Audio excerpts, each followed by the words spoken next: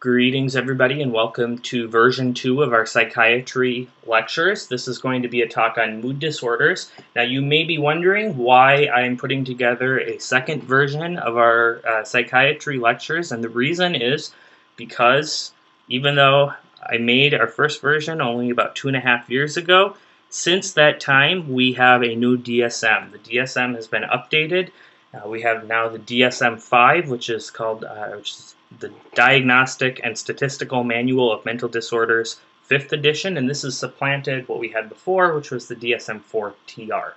There are some differences in the DSM-5, and I want to point those out, but I also want you to be aware that I wouldn't agonize over these, because for the USMLE or for your basic medical licensing examinations, we really don't have a huge change in the core of how we diagnose and what the criteria are for our mental disorders.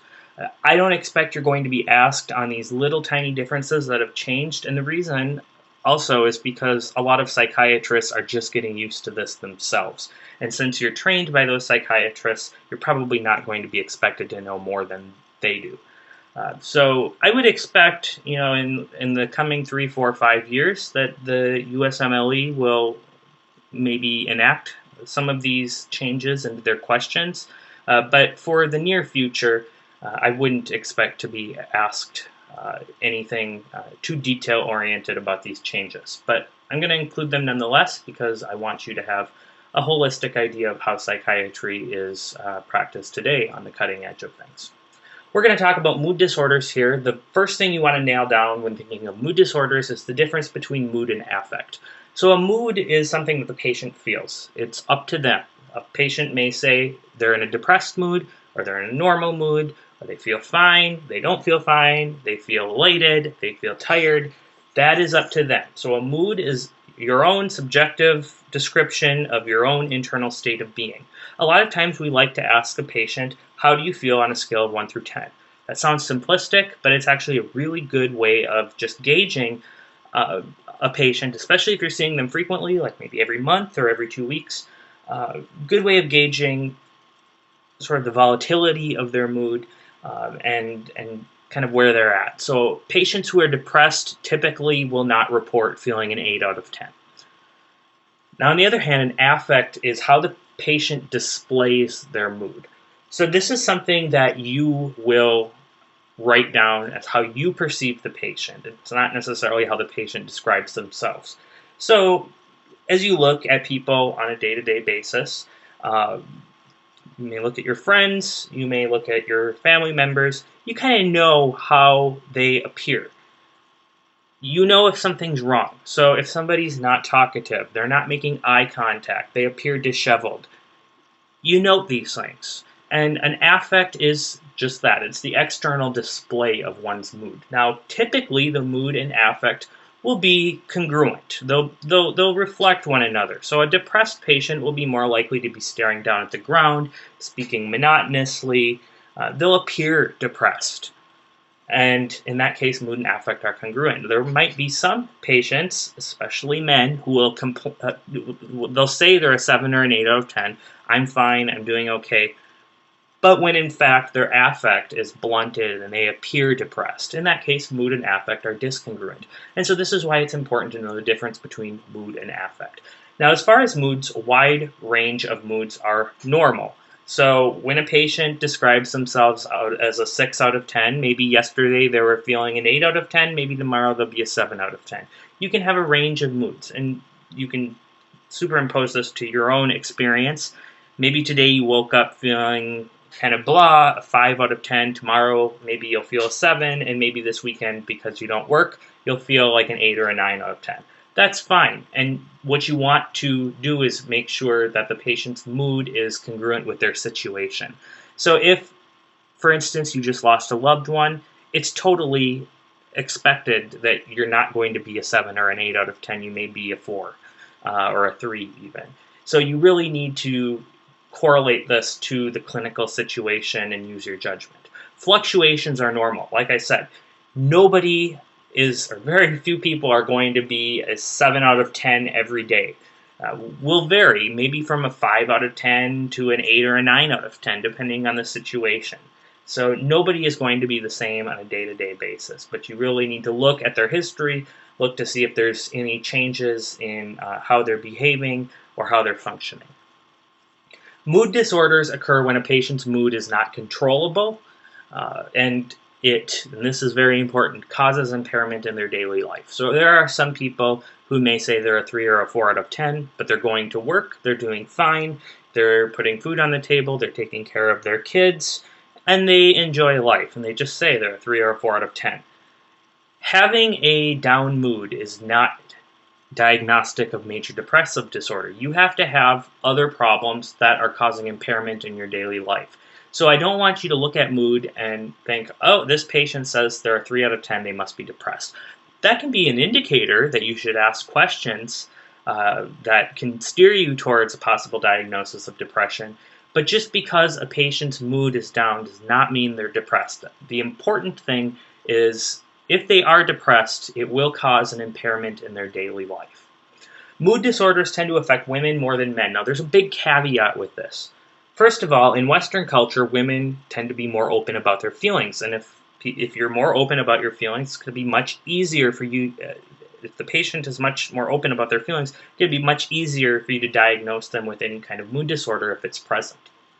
Also, we as clinicians have a tendency to be more attentive to feelings in women than we do in men. And that's our fault, and we need to fix that. And that has to do with cultural biases and all of that stuff. And so we need to be attentive to how men feel as well.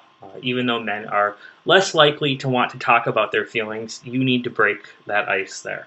Another thing is that men are less likely to complain about their mood. They're more likely to complain about things that surround their mood. So, for instance, men may come into you saying, I have difficulty sleeping at night. It's always good to do a quick inventory of mood to get an idea of maybe depression is behind this. Maybe not. Maybe it's because they're overworked or they're stressed out, but it could be depression. And so things that surround mood disorders, such as inability to concentrate, having difficulty sleeping, maybe increased use of alcohol, all of those things can be things that men may come in complaining about, and in fact, it can be they may be rooted in a mood disorder. So some types of mood disorders, we're going to talk about the major things. Major depressive disorder probably being the most common that you'll run into of all of these in practice, and certainly the most common that the USMLE likes to test. Bipolar disorder, 1 and 2, 2 probably being a little bit more common to see in practice than 1. Cyclothymic disorder, persistent depressive disorder. This is something that has changed on the DSM-5, and you should know this, just that this is really a change in name. There are some criteria that have changed as well, but for the most part, when you're looking for this on a USMLE vignette, it's going to be the same as what we used to know as dysthymia. So this is now known as persistent depressive disorder. Seasonal affective disorder, that's kind of what it is in its name. It's sort of a minor depression that happens in the winter months. And then bereavement, there have been some somewhat significant changes to that I'm going to point out in the next slide. And then postpartum mood disorders, which really have not changed a whole lot. So the major changes in the DSM-5, we've added some new depressive disorders, and this includes, first of all, disruptive mood dysregulation disorder, which is a diagnosis primarily in children. And the reason we came up with this change is because we are concerned about overdiagnosing bipolar disorder in children, and because we overdiagnose it, then we overtreat it, and that can lead to problems. So this is a diagnosis reserved for children that exhibit persistent irritability. It has to have lasted longer than 12 months, and usually this manifests as temper outbursts and anger, and it has to occur at least 3 times a week or more, and it's also got to occur in, I know I put here more than 2 settings, 2 settings or more. So school and home, or home and at basketball practice. Premenstrual dysphoric disorder. A lot of times we refer to this in popular culture as PMS. Didn't used to be in the DSM, it is now. And that's probably a good thing because clinicians have been recognizing this for a very long time. This is technically depressive or other mood symptoms that occur in the majority of menstrual cycles in a given woman that come on within 1 week prior to menses and then subsequently improve in the days after menses.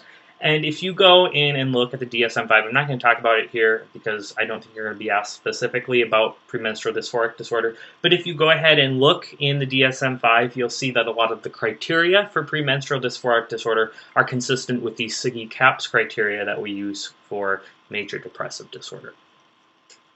We also have a change in the bereavement exclusion, and this works two ways. First of all, clinicians have long recognized that bereavement lasts a lot longer than the 2 months that the DSM-4 said it lasts. So it used to be that if you've been bereaving, but now you're past 2 months, then you're no longer in bereavement. We can now diagnose you with major depressive disorder. When in fact, we know that if you lose a parent, are you going to feel a whole lot better in 8 weeks plus 1 day? Probably not. People bereave a lot longer than 2 months, and we recognize that now.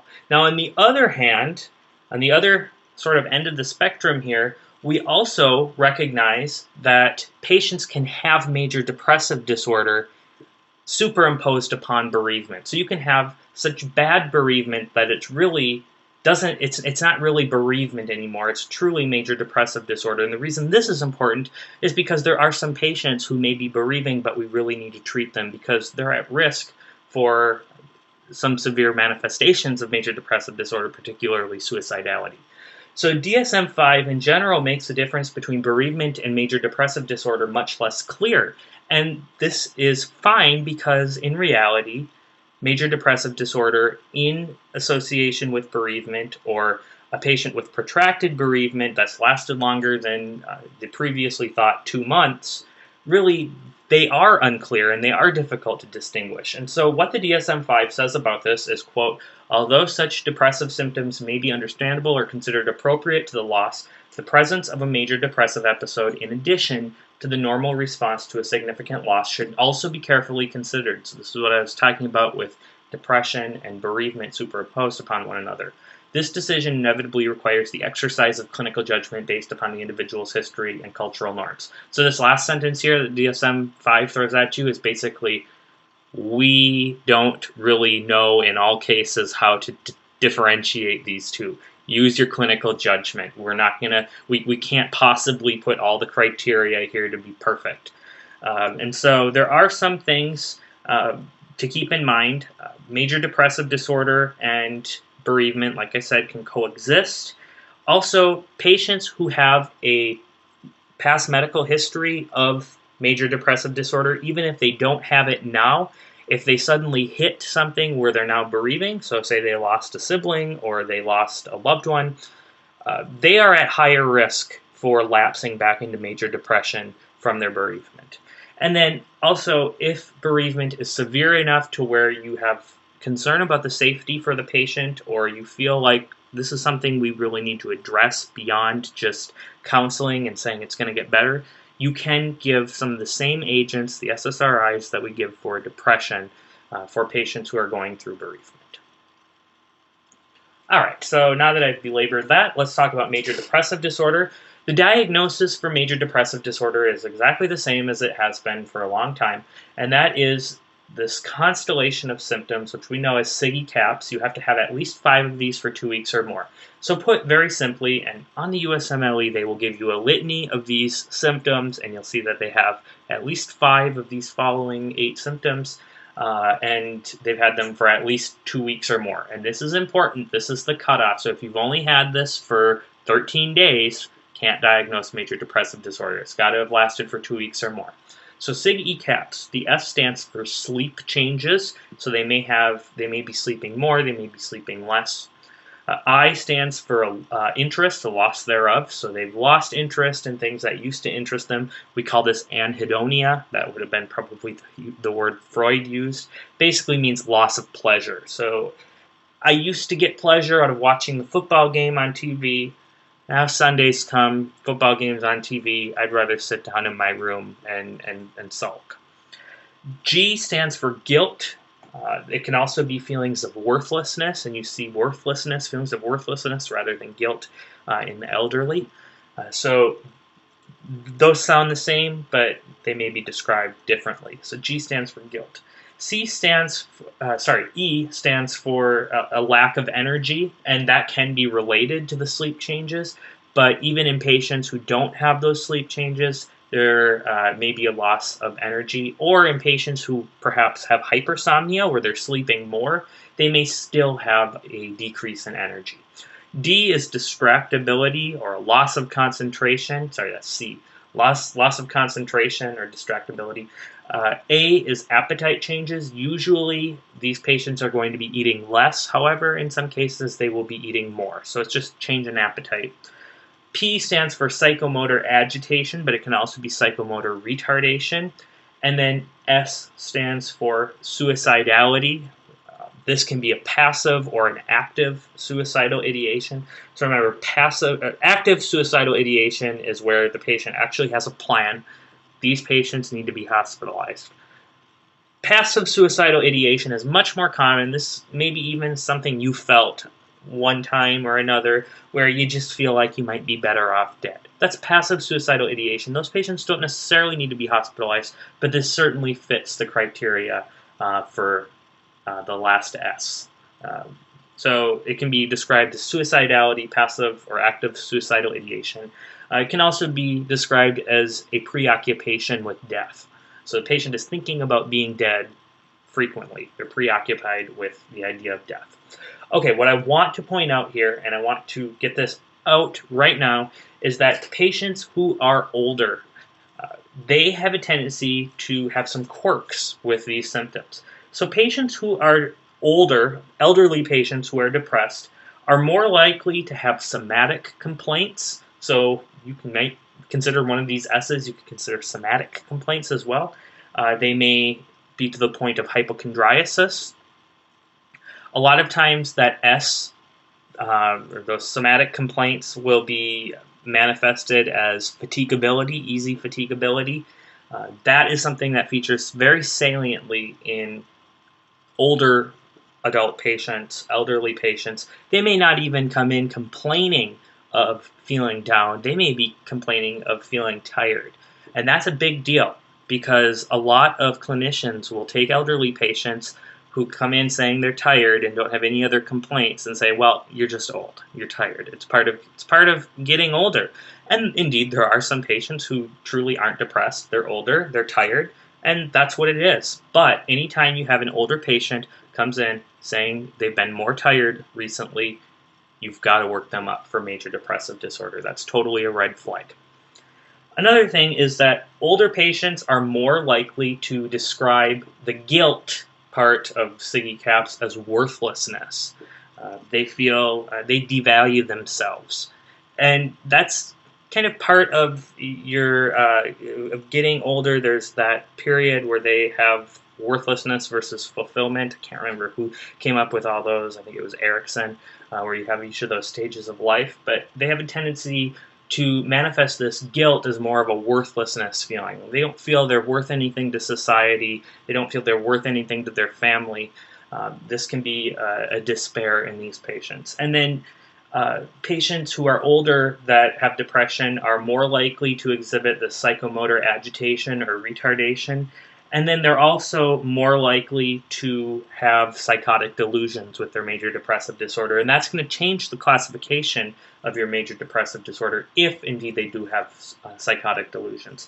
Finally, and most importantly, patients who are elderly and have major depression are more likely to commit suicide. Patients over the age of patients over the age of 55 make up about 12% of our major depression patients. However, they represent about 25% of our major depression suicides. So this is why it is so important to understand how to diagnose major depression in elderly people. I mean, your criteria are going to be the same, but your symptoms are your set of symptoms that an older person may come in with can be different than what a middle-aged or younger person could come in with. Risk factors for suicide in elderly people. that have major depression include living alone, uh, alcoholism, male sex, and any kind of comorbid physical condition. Okay, so going back to the general population, major depressive disorder is more common in women, but remember we have those caveats. The average age of onset is approximately 40 years of age, but certainly it's a wide range. We see depressed patients who are teenagers, we see depressed patients who are in nursing homes. So certainly it's a wide range, but on average it is around 40 years of age. The theory behind major depressive disorder is it's due to abnormalities of serotonin, norepinephrine, and dopamine. And this makes perfect sense in retrospect because this is how we treat major depressive disorder when we use when we use our pharmacologic agents. So we use medications that reduce the reuptake of serotonin, norepinephrine, and dopamine so that we increase the availability of these neurotransmitters. Patients will usually present with subjective feelings of sadness. However, like I mentioned, older patients tend to present with quote-unquote fatigue. On physical exam, it's typically normal. However, some patients will show poor eye contact, flat affect, kind of what we mentioned before. Before you start treatment, you need to rule out hypothyroidism. Now, this is not because most patients or many patients who are depressed actually have hypothyroidism. It really would be a small minority. But it's because patients who have hypothyroidism that's not diagnosed and not treated have a tendency to manifest depression as an initial symptom.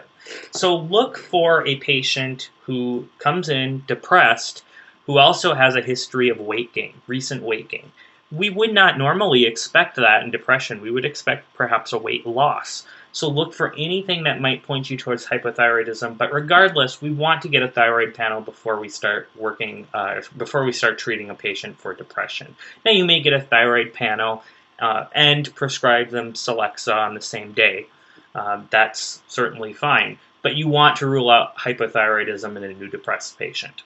Hyperadrenalism can be another cause, but this tends to be a little bit easier to diagnose. Patients had weight gain, they have a buffalo hump, etc. First line of therapy in major depressive disorders are the SSRIs. So this includes things like Zoloft, Celexa, Lexapro, and so forth.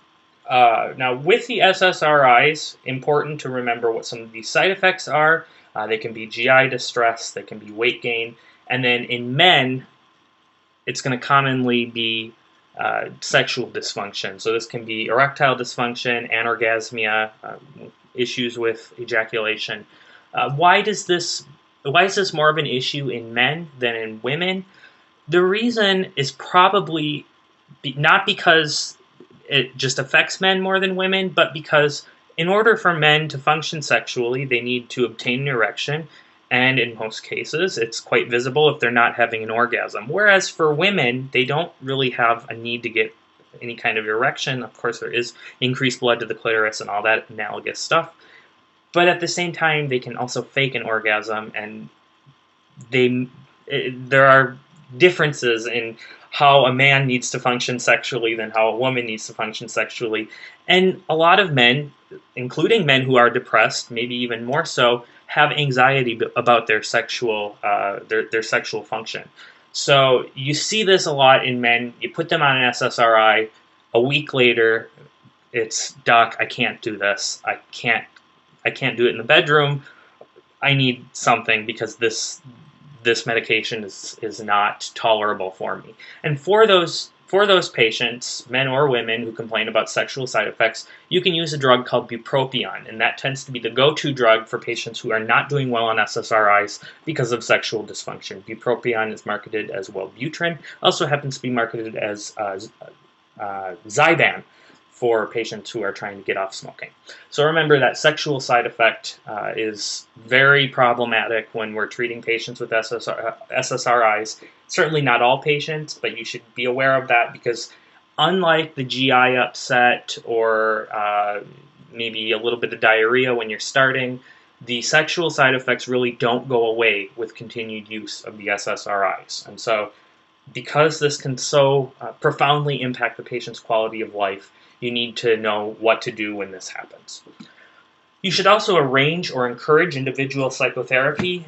now that a lot of physicians are working in hospitals or in multidisciplinary settings, it can be very easy for you to arrange uh, therapy with a psychologist or with a counselor. And this is really, really good because while it's great to treat the major depressive disorder from a pharmacologic standpoint, that's really just putting a band-aid on the problem.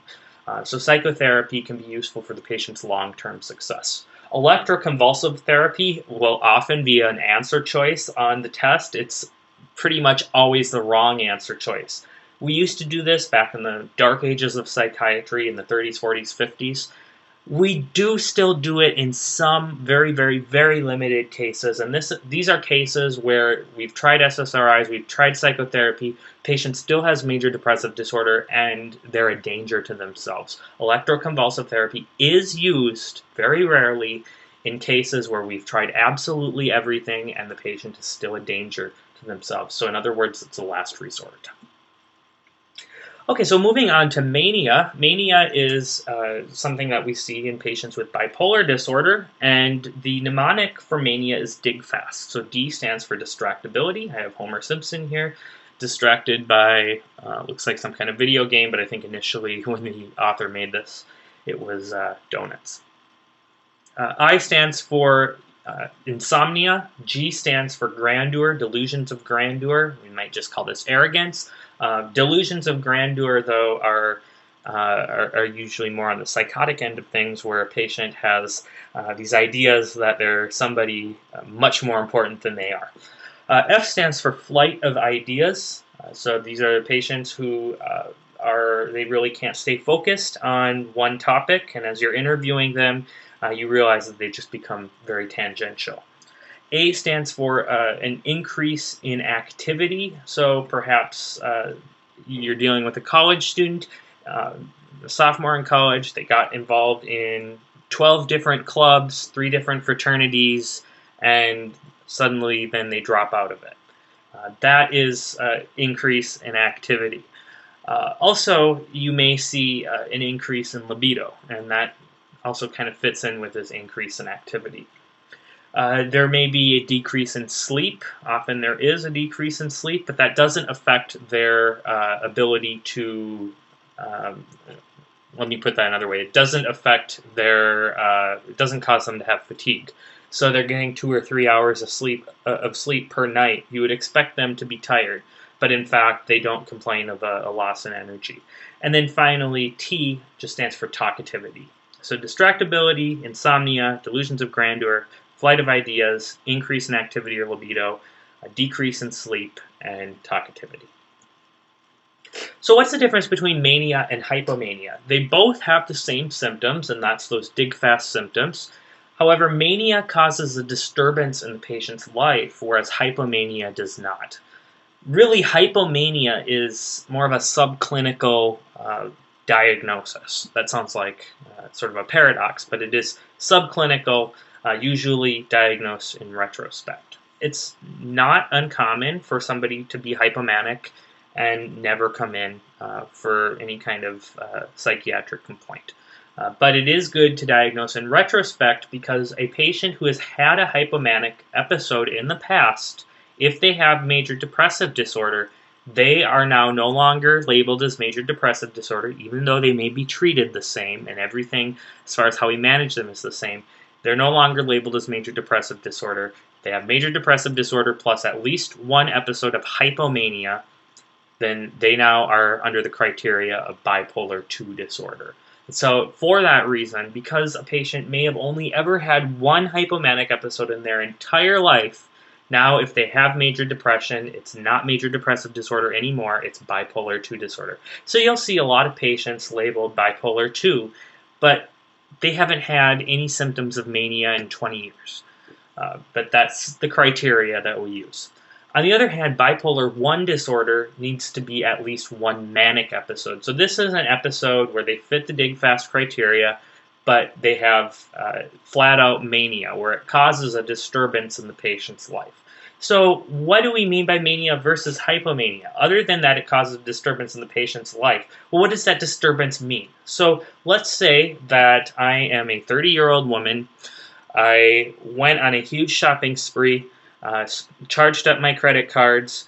I got into some promiscuous sexual activity, which I regret. I was sort of irresponsible and went a few days without sleeping. But on the other hand, I still was able to take care of my kids. Nobody really noticed it. I'm fine now. Didn't have any ramifications. That is probably going to be classified as a hypomanic episode. On the other hand, let's say you are a 40-year-old man, you took out $25,000 in loans to start up a business that went under, that you really had no reason to start. It was just a sort of a whim. You also cheated on your wife and had sex, got an STD, got caught cheating, and had episodes of talkativity. Now, since then, you've filed for bankruptcy, your wife has divorced you, and you've lost custody of your kids. That is a manic episode. It's caused a disturbance in the patient's life. Okay, so a lot of this is kind of subjective. Manic episodes do tend to be a little bit more severe than hypomanic episodes, either at the time or in retrospect. But this is the difference. And on the USMLE, they'll be pretty clear. Okay, so the patient with mania. You have a patient with mania. Typically, these patients will also have other mood issues, namely depression. So a patient with bipolar 1 disorder, they may present with depression with a history of a manic episode. However, in a lot of cases, compared to bipolar 2 disorder, they can present actually in acute mania. So they will present with a manic episode that caused a problem or danger, or they may present to the ED brought in by their spouse because they're in an acute state of mania. Bipolar 1 disorder is less common compared to bipolar 2 disorder. However, with all the bipolar disorders, men and women have an equal preponderance, and they also have a very high correlation genetically. So I have a friend who is diagnosed with bipolar 2 disorder. His brother has bipolar disorder. His dad has bipolar 1 disorder. In this case, it's obviously a very clear genetic linkage. Bipolar 2 disorder, on the other hand, almost invariably, these patients, while you're treating them and while you're in contact with them, are going to be manifesting depressive symptoms. They may show absolutely no signs of mania at all, but these patients will have a history of at least one episode of hypomania by definition in order to fit the criteria of bipolar 2 disorder. Relative to bipolar 1 disorder, this is much more common. So what do you do for your differential? You have a patient, and here I'm talking about an acute manic episode. How do you differentiate this from other conditions? The first thing you need to rule out, especially in younger patients, but really in anybody, is drugs. And I probably should have put this first because in practice, patients who come in with cocaine toxicity, they can get diagnosed with mania very easily. They manifest a lot of the same symptoms. So drugs needs to be ruled out. Hyperthyroidism can lead to manic episodes, and in this case, it's going to be a manifestation of their hyperthyroidism. It's not true mania. So drugs and hyperthyroidism are really two things to rule out. Other psych disorders can be considered, so personality disorders, psychotic disorders. Typically with the personality disorders, if you get a good history, you'll see that this has been a persistent problem, whereas mania is an episode. Psychotic disorders, you really need to have those bizarre delusions that are present, and usually this too is going to be something that's more protracted. It's something that they will have had a history of their entire lives. Management, however, is going to be similar. So you want to rule out non-psych causes. You can get a urine drug test, you can get a thyroid panel, and the way you treat them is the go-to drug is typically going to be mood stabilizers. Now, mood stabilizers are used for either of these. And the reason we want to go to mood stabilizers is because if you have a patient perhaps who has bipolar disorder and you go straight to an SSRI, you can sort of push them into mania. So that's always possible. Lithium, divalproex, valproic acid, carbamazepine, typically have been the go-to drugs historically. However, there are problems with lithium. You have to manage the levels and draw titers for that every so often. Valproic acid, there are severe potential liver side effects, life-threatening liver side effects that you can run into. So some of these mood stabilizers are falling out of favor, and we're switching over to the anti-epileptic drugs, which are also mood stabilizers, but they're technically classified as anti-epileptic drugs because we use these in patients with seizure disorder as well. And this includes lamotrigine, topiramate, and gabapentin, among others. Now, if you've treated the patient with mood stabilizers or anti-epileptic drugs, and they do not respond, then in that case you can add an SSRI if they don't have any response to the mood stabilizer alone. Now, you're still going to use the mood stabilizer. You do not go straight to SSRIs in patients diagnosed with bipolar 1 or bipolar 2 because you don't want to send them into a manic episode. And that can happen if you use an SSRI alone in patients with mania, or in patients with bipolar 1 or bipolar 2. So, first step, mood stabilizers or anti-epileptic drugs. Second step, add an SSRI on top of that. For acute manic episodes, you can use benzodiazepines, so things like Xanax, and that's to treat the acute manic episodes to sort of get them out of that state of being. And then you can also use antipsychotics for agitation. However, in practice, I've seen antipsychotics used for depression as well. You're not going to get asked that on the test, but I'm just telling you I've seen that in practice. And then outpatient therapy as for any patient with the psychiatric disorder. Cyclothymic disorder is a chronic disorder. It has to have lasted for more than 2 years. These are patients with periods of mild depression, so less than 5 CAPS symptoms, and then also hypomania spells, which come and go over at least a period of 2 years. These patients cannot fit the criteria of major depression. They cannot be more than 5 CAPS symptoms. Otherwise, you're going to classify these patients usually as bipolar 2, not as cyclothymic disorder. So these patients are relatively mild compared to bipolar 2 disorder. The bouts of depression are not as bad, and they do not meet the criteria for major depressive disorder. And really, I should say they don't meet the criteria of bipolar 2 disorder, because remember, if you have a patient that fits the criteria of major depressive disorder and they have a history of hypomanic episodes, then you are diagnosing them with bipolar 2 disorder. The differential in management is the same for bipolar 2 disorder. You should rule out thyroid issues. Most of these patients will respond to mood stabilizers. Persistent depressive disorder, which used to be referred to as dysthymia. I like the word dysthymia better. It makes more sense, but now we call this persistent depressive disorder.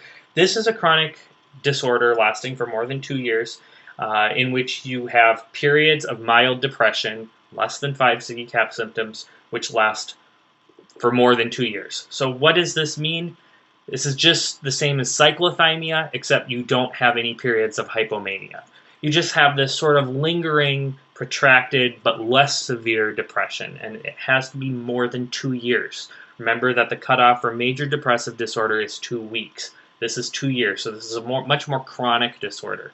The differential here is the same as major depressive disorder. Again, you're going to get a TSH to rule out hypothyroidism. If the patient is older, you should possibly consider dementia. Management here is cognitive behavioral therapy. You don't necessarily need to use pharmacologic therapy in these patients, but if you do choose to go that route, you can use an SSRI. Seasonal affective disorder is something that we have a tendency to see in northern areas. So, well, I suppose in the southern hemisphere you may see them in southern areas, but anyhow, in the United States, we don't typically see this in patients who live in Florida or Texas or Southern California. We tend to see this in patients who live in Minnesota, in Alaska, in Maine, places where it starts to get dark at 5 o'clock in the afternoon in the winter. What this is, the theory is that it's decreased UV exposure, which causes a decrease in melanocyte-stimulating hormone, which does play a role in mood, has been implicated in mood. And so this isn't due to cold weather. So when we're talking fall and winter months, it's not because it's cold outside, it's because there's less sunlight. And so that's why we have a tendency not to see this in places closer to the equator. So what I mean by that are more southern areas in the United States. Repetitive history is common, so think about this as patients who get this every winter, as opposed to patients who have these symptoms in the summer too. If they're having these if they're having these symptoms, these patients having these symptoms in the summer as well, then you need to think of things such as persistent depressive disorder, dysthymia, or major depressive disorder. You can also consider cyclothymia too, if this is something that they experience in the summer as well, and they also have possible hypomanic episodes. So differential is pretty clear cut. What is going to differentiate this out from all these other mood disorders is that this comes and goes in the fall and winter months. The management here is phototherapy, and they sell all sorts of devices for this that you can buy. I'm not sure to what degree insurance covers this, but there are devices that can be bought for $60, $70, which exposes the patient to UV light, and these patients tend to do pretty good with that. Okay, bereavement. So remember all those changes with bereavement, what classifies bereavement out from major depressive disorder. DSM-5 has made that much less clear. What I want you to get out of this diagram here is the difference between preparatory grief and depression in palliative care patients. So these are patients who are looking at their mortality. They have some sort of terminal illness and they may be dying soon. So preparatory grief versus depression. In preparatory grief, the mood can fluctuate, whereas in depression, the patient, as you imagine, is going to feel low most of the time. With grief, self-esteem is generally intact. Now, this is something that can help you distinguish bereavement, in my opinion, help you distinguish bereavement from depression. The patients who are going through bereavement, loss of a loved one, their self-esteem, how they view themselves, is more likely to be intact than in depression. Now, that having been said, remember Kubler-Ross's stage of grief. One of them is self-blaming or guilt. So if you're going through the feeling of guilt, your self-esteem is going to be affected. However, I would expect that with patients who are bereaving, that's going to sort of come and go. Whereas patients who are depressed, they're going to have more protracted feelings of worthlessness and guilt. With grief, the patient is often able to enjoy interacting with friends and family, and that's a big thing because patients who are going through bereavement, who maybe let's say they lost a child, for instance, those patients are often going to be relieved by seeing family. They're going to want to be surrounded by loved ones because it helps take some of their preoccupation with guilt away from them. They're surrounded by loved ones. They feel better. Gets rid of some of their feelings of loneliness. On the other hand, with depression, because they have anhedonia, a lot of times they're going to withdraw.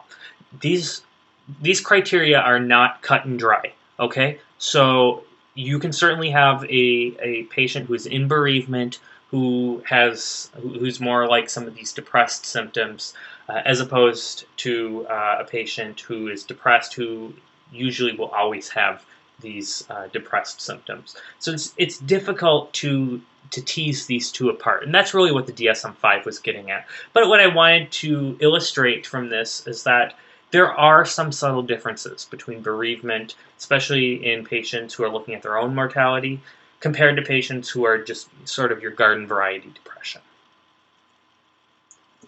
Okay, postpartum mood disorders. We'll end on this. So obviously, the patients who are in these postpartum mood disorders have to fit a couple criteria. They have to be women, and they have to have given birth. So there are three classifications of the postpartum mood disorders. One is postpartum blues. Now, this is the rule as opposed to the exception. So 50 to 85% of mothers in their first 2 weeks postpartum will have what we call postpartum blues. And the symptoms of this are irritability, anxiety, fluctuating mood, and increased emotional lability. This is the rule, not the exception. Mothers are more likely to have postpartum blues than not. And what this may be related to are a sudden fluctuation, change in hormones, and that can cause some of these symptoms. So if you're an OBGYN or a family practice physician, when you have the mother come in, or even if you're a pediatrician, you have mom and baby come in for baby's first checkup, or even if, especially if the mom's coming in too. But let's say you're a pediatrician. Mom and baby are coming in for the baby's 1 week checkup. Ask the mom how she's doing too. Because anytime you're taking care of a child, you want to know how the parents are doing too. Because you're talking about this brand new child is completely at the mercy of their parents. So ask the mom too. It's part of just good holistic care. How's she feeling? And you would expect in the first 2 weeks that she's going to have some of these symptoms. Now, as you move beyond those 2 weeks, approximately 13% of mothers in their first year will have some of these symptoms that we look at in cases of major depressive disorder. And this includes excessive guilt, anxiety, anhedonia, depressed mood, insomnia, hypersomnia, suicidal ideation, and fatigue. Basically, your Siggy Cap symptoms. So this is much more severe than postpartum blues, and it lasts longer. This will be about 13% of mothers in their first year postpartum. You may treat these women. Now, on the extreme end, postpartum psychosis, which affects about 1 in 10,000 women in their first 3 months postpartum, these patients are going to look like schizophrenia patients. And so what you're looking for are psychotic episodes, delusions, hallucinations, low insight into the behavior. These women are of danger to themselves and to their child. And so these women need to be hospitalized. All right, so hopefully what I want you to get down is the difference between postpartum blues and postpartum depression. Postpartum psychosis is pretty easy to pick out just because it's psychosis. Patients who are psychotic tend to look psychotic, and it's very striking. But the difference between postpartum blues, postpartum depression, postpartum blues is the norm. Most women will go through this. Doesn't last longer than 2 weeks. Postpartum depression can last up to a year. Now, if this goes longer than a year and they're continuing to have these symptoms, in most cases, the diagnosis then is going to shift to major depressive disorder. But just out of knowing that postpartum depression and major depressive disorder are so similar, you know that you can typically treat this in the same way. Also good to know that since 13% of mothers in their first year postpartum have postpartum depression, you should know that women who've just given birth, that this is a risk factor for depression. And so you want to keep an eye out for that, and if it's severe enough, then you can go ahead and treat them. So to lift your spirit, I'm doing a master's program in theology at the moment, and I just went through this verse, and I absolutely love it. Fear not, for I am with you. Be not dismayed, for I am your God. I will strengthen you. I will help you. I will uphold you with my righteous right hand. So you might be going through medical school right now or nursing school, have that really nasty attending who's not treating you very well. I like this verse, even if you don't believe in God. Maybe there's some kind of benevolent spirit out there that helps us get through things. So if you have any questions, go ahead and write me a comment below. Otherwise, I will be getting these new lectures.